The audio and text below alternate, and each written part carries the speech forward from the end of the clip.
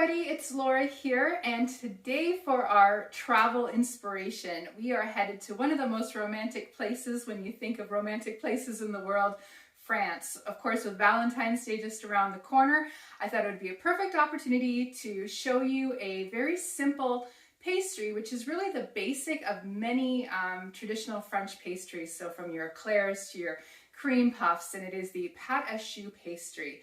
So let's go ahead and get started. So when it comes to the ingredients for our pâte à choux pastry, it really is a very, very simple recipe. There's only 4 ingredients. You're going to need a stick or half a cup of unsalted butter. You need 1 cup of flour, 1 cup of water, and 4 eggs. And really that's all there is. It's really the way that we're going to process all of these ingredients together that's going to make it nice and light and fluffy and absolutely delicious. Okay, so the first step in making our pâte à choux pastry is going to be done on the stove top. We're going to turn our heat up to a medium-high heat, add in our 1 cup of water as well as our half a cup of butter, and we're going to let that melt down until we get it to simmering. And once that's done, then we'll be adding the 1 cup of flour, and I'll be back to talk about what happens next. So our water and butter mixture is now simmering. So this is when we're going to go ahead now and add our 1 cup of flour. And we're going to add the full cup of flour in to our simmering water butter mixture. And we'll start stirring that up. And you'll notice that we're going to keep doing this for about a minute, and it's going to form a dough. So just let this go ahead and mix in well for a minute. And again, I'll be back when we're ready for the next section.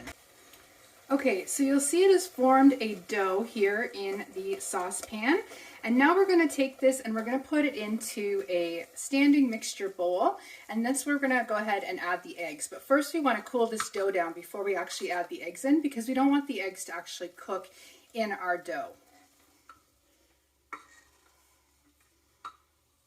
So there we go.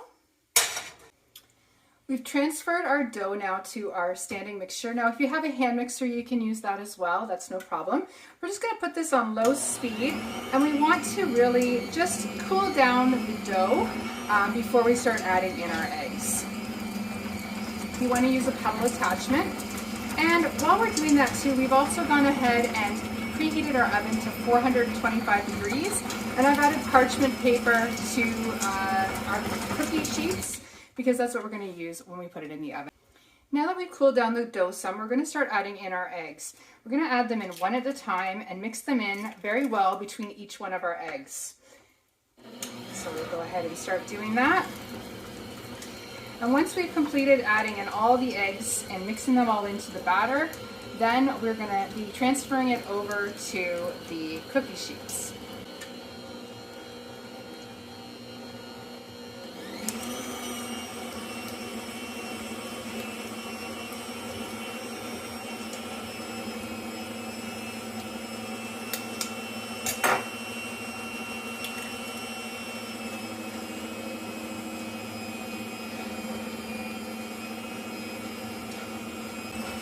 So we have all our eggs mixed in here now. So we're going to turn our electric stand mixer up now to medium-high speed. And that's really going to get the dough nicely formed. And again, we want it to be a nice shiny texture for when we're ready to transfer it. So we've whipped up our dough, and you can see it's got a nice glossy sheen to it, so it's ready to go. I have prepared 2 cookie sheets, and I've added some parchment paper to those just so they don't stick in the oven. There's a couple of different ways that you can put this onto the cookie sheets. You can either use a ice cream scoop or a large spoon to scoop it on, or you can pipe them in. It really depends on what you prefer. I'm actually just going to scoop them because I want them to look a little bit more natural that way. So I'll be back once I've had them all scooped out. All right, so we've gone ahead and scooped out our pâte à choux pastry onto our parchment-lined cookie sheets. We're going to add this now into the oven. We're going to put it in the oven for 10 minutes at 425 degrees. After 10 minutes, we're going to turn the temperature down to 350 degrees and let them cook for another 30 to 35 minutes. Once they've done that, we're going to turn it off and let them cool in the oven for another 20 minutes. And I will be back to show you the final product. Okay, so I'm back. We've taken our puff pastries out. They have cooked. They've had a chance to cool in the oven. And as you can see, they've puffed up very nicely. You'll know that they're ready when they're a golden color on top and they sound hollow on the bottoms.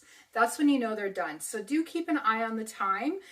You may not need the full 30 minutes or 35 minutes. It really is going to depend on your oven and how hot it is. But now that we've taken them out, we want to take each one of these with a sharp knife and we're going to put a little slit in it just so that the steam can come out and to let them cool. Now I'm going to make these a sweet pastry because I'm thinking sweet for Valentine's Day. So I'm going to be filling them with a lemon custard filling and finish them off with some powdered sugar. Again, it's a very versatile recipe, the pâte à choux recipe. You can do so many different things with it. So I'll be back with the final product.